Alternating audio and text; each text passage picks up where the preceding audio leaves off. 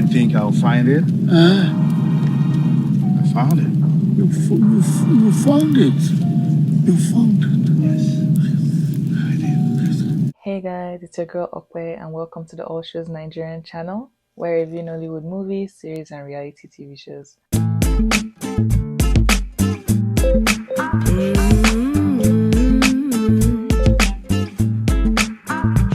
Today I'll be reviewing one of the latest movies on Netflix, although it had come out a few months ago, I think in like beginning of fall, like September, October period, titled Merrymen 3, The Nemesis.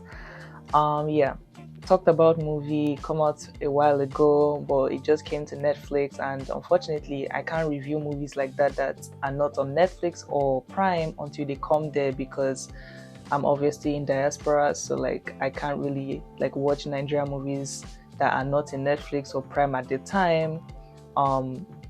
In the same time, like with other Nigerians within Nigeria type of thing. So I have to wait till like those movies are like marketed into like other like film productions like Netflix and Prime before I'm able to review them. I hope that makes sense. That's the reason why this review is coming out now, because the movie just landed in Netflix. If you're a new viewer or a new subscriber, hey, welcome to the channel. I hope you stay and I hope you enjoy what you listen to and what you see and what you hear. If you're a returning subscriber or a returning viewer, welcome back. I'm so glad to see you back here listening to me and hearing my voice. If you like this video, don't forget to comment and like and turn on your post notifications so you get notified every single time I post a new video. And for the new viewers, please don't forget to subscribe at the end of this video and also turn on your post notifications and like this video if you like it. We also have other social media platforms. We have an Instagram page, a TikTok page, and if you would like to follow me on these platforms, the name of these handles are at ASNigerian. That's the name of our TikTok and our Instagram pages. So yeah, please do well to also follow those pages, as I'm also trying to make them grow as time progresses on my channel and everything. Honestly, disclaimer here, I don't remember anything that happened in part 1 and 2 of this Merrymen series or sequel or whatever, so bear with me if say I call out things that I noticed in this part 3 and like maybe they were already addressed in like the previous parts. Let me know if that's the case in anything I say about this movie. And yeah, I also want to say that there are spoilers in this video, so if you do not want any spoilers and you have not watched this movie, please just exit this. No, don't exit.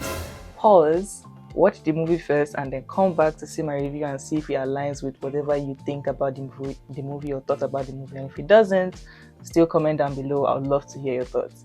With that being said, let's get into the nitty-gritty of this review. So the way I'll be judging this movie is based off the movie plot, the cast performance, creativity or movie originality, positive things I liked, negative things I didn't like, and I would, in the end of this video, give my overall thoughts and final ratings. The movie summary basically says, following a tragic death, a group of affluent men seek vengeance against the ones they believe are responsible. So that is the movie synopsis. Cast performance. I believe everyone in their own way, shape or form did really well in this movie. I can't really fault any actors for like their performance. I think they all delivered stellar performances. I also noticed that they changed a lot of the original characters or original cast members from part 1 and part 2. The only returning actors and characters that still played their parts in part 3 are Ramsey Noah, Ayomakun, Williams Uchemba, Iretiola Doyle, and Segun Arinze. The new characters that they brought were Nadia Buhari, who I guess was replacing Damilola Adegbite as Dara, who is Ayo's fiance, soon to be wife, whatever, and all that. Chidimo Keme, who is playing the villain role of this particular movie, and Caroline Hutchings, who played the doctor that was treating Ayo when he was shot and all that. So in terms of movie creativity or originality, the movie cinematography and sound effects for this movie were really great. I really enjoyed it. It felt very realistic. I also love the aerial views and the soundtracks that were also used in this movie, and I really loved that they featured one of Mohbad's songs in this movie. So that was really nice, like little details and everything. I really loved that they paid homage to him and paid homage to his music. May his soul rest in peace, or continue to rest in peace.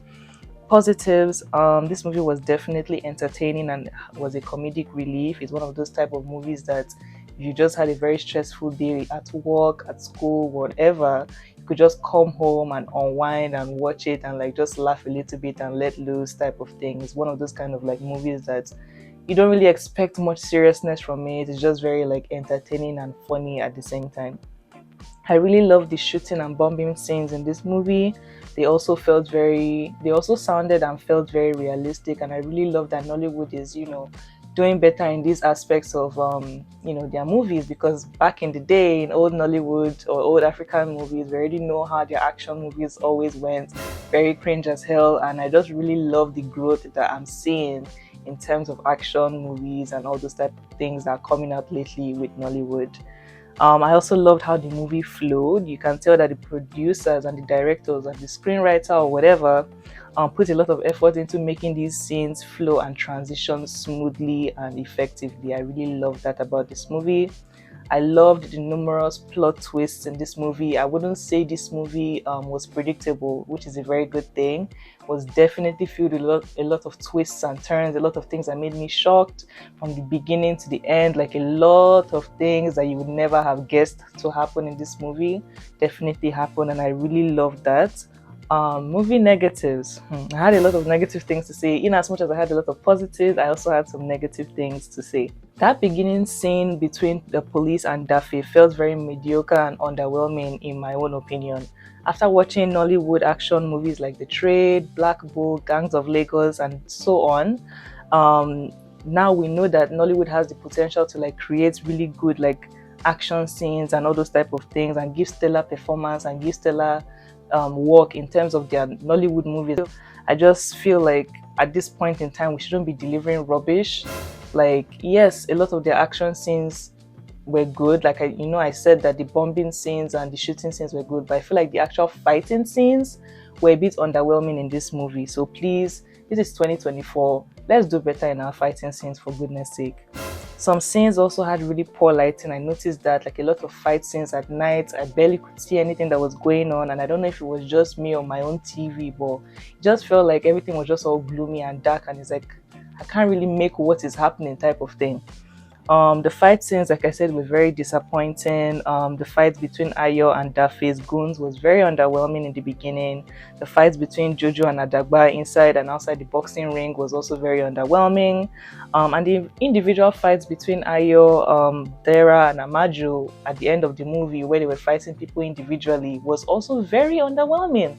Like, how are you guys doing so well in the shooting and the bombing scenes and all those type of other scenes, but like the actual fighting scenes where you guys have built up like so much attention for us falls very flat. Like, it just didn't make sense to me, and it just felt like they were pushing each other and pulling each other and thugging each other, like they were playfully sparring each other, and I'm like, this is supposed to be a fight for death, for goodness sake. Like, you guys make it make sense. So I was very, very underwhelmed with their fighting scenes in this movie, and I wish they did a lot more. There were also some scenes that made me wonder if these producers took us, the viewers, as stupid, thinking we would not notice. Like, for instance, there was a part when they were trying to take Ayo out of the hospital, and they were trying to like escape the police that were already like guarding the whole area and securing the whole area, as well as some of the hospital staff. And there was this particular scene where there was a nurse that literally walked out of a door or an elevator and literally saw Ayo, Jojo, and Amaju breaking out, and she was literally did as if she was on her phone or looking at something down. And it's like, okay, let's even say you were looking at something on your phone or looking down at something, you would still be able to see the figure of 3 people moving to the side in front of you type of thing, and look up to see what you just saw. But Chick just did as if she didn't see anything, and I'm like, little crooks and nicks and crannies in this movie like that just did not make some things believable, in my opinion, because in real life that chick would have seen those people like slide to the side of the corner of the hall type of thing. It just didn't make sense. Or literally have seen the dead body of a police officer right in front of her before she like conveniently looked up and saw the guy and was like, oh my god, like a dead man type of thing. Like, no, that's not realistic. You should have seen him, or at least seen his figure laying on the ground, as well as see those 3 people scooting to the side of the scene immediately. Like, that didn't make sense to me, and I feel like they were just trying to like play on our side, like us the viewers, like we're not smart or anything. So I didn't really like that. I also get that this particular movie series, like, merrymen, since the very beginning that it was made, It has gained a lot of popularity and attention over the years, and at the end of the day, the producers want to give the people what they want in terms of length of the movie. You don't want people to feel like they're not paying for their money's worth. I get that, but I also still don't think that there was any reason for this movie to be 2 hours 11 minutes long. For what? For what? Especially when majority of the scenes felt like filler scenes. Like, it really wasn't that deep. It really didn't have that much like going on for it to have been 2 hours 11 minutes long. They could have scrapped some scenes, in my opinion, some scenes that were low-key boring. Like, they could have really scrapped that. So I feel like the movie being 2 hours 11 minutes long did not add anything, but in fact like added nonsense to like the movie like plot already. It just didn't add any like extra thing to it for me to say, oh yeah, the whole 2 hours 11 minutes was definitely worth my time. No, it wasn't. There were a lot of stupid scenes that didn't really have to be there.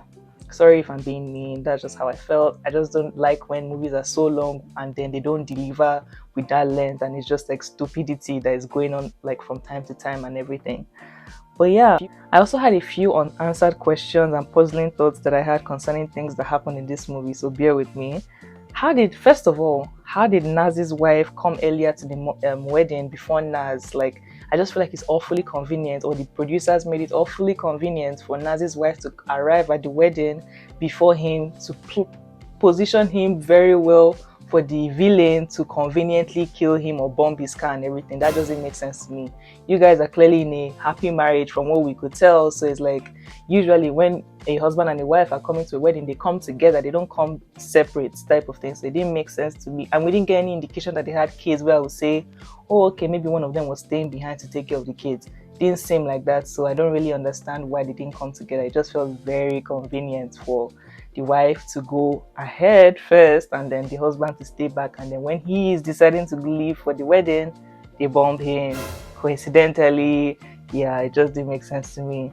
How was the main villain's mother still living in a thatched mud house in the slums of Lagos type of thing, and was sick for a very long time and had no access to like medical care or whatever to cure her ailments, when her son was gallivanting in is it Lawrenceville, Georgia, like gallivanting, killing and robbing people, and doing all these things in the US and all this type of things for his boss. Get that his boss owned him and like was part of the reasons why he wasn't in prison, and like had these debts to pay for him for that and everything. But like, you can't tell me that all this throughout this while like you couldn't have communicated at least to your mom via phone calls or anything, even if you don't have enough money to send from the States, because maybe he wasn't making as much, maybe his boss was paying him like chicken change and everything for the job that they were doing. All well and good, at least you could have gotten a cell phone to contact your mom and like be in communication with your mom and like actually like keep your relationship with your mom, like rather than just ghost her, like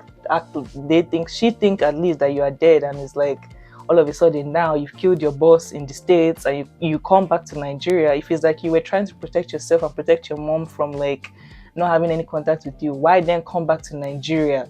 You have just stayed in the States type of thing and like try to start communicating with your mom or build a relationship with your mom. So him coming back to Nigeria for revenge to get back at Ayo, and then at the same time trying to act like, oh, now I have time for my mom, like let me go and check up with my mom after years.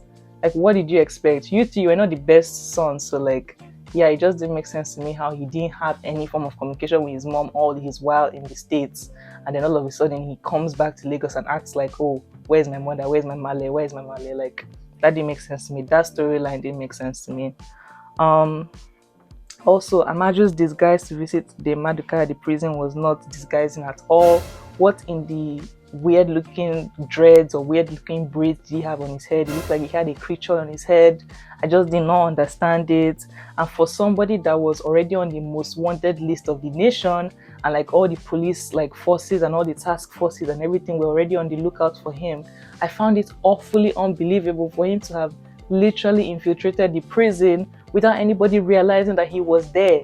The wig didn't even cover his face that much. It was literally sliding at the back of his head. So it just didn't feel like a very solid disguise for him, in my opinion, that the police were not able to detect.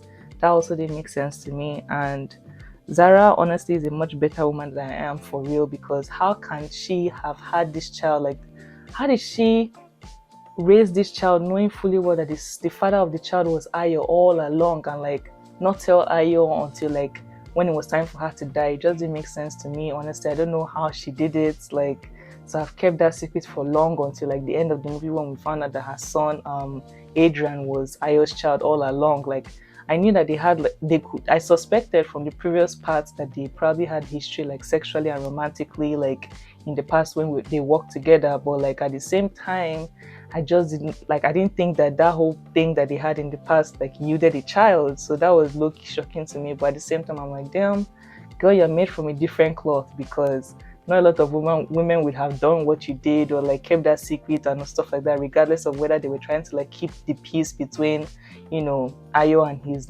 current girlfriend or whatever that was there. So damn, I don't even know what to say about that, but like yeah, she's definitely a different breed of woman in my opinion. But that's pretty much what I had to say about this movie, or I have to say about this movie. My final ratings ended up being a 6 out of 10. It was okay, it was entertaining. I just feel like it just again fell under the category of mediocre like Nigerian movies, unfortunately. Like I feel like they tried their best, but I feel like their best wasn't good enough in this movie, and I really expected more, considering like I feel like they had the budget to like deliver more. But that's pretty much what I had to say. Don't forget to like, comment, share, and please subscribe to my channel so you get notified every single time I post a new video. Thank you guys so much for watching, and I'll see you in my next one. Bye.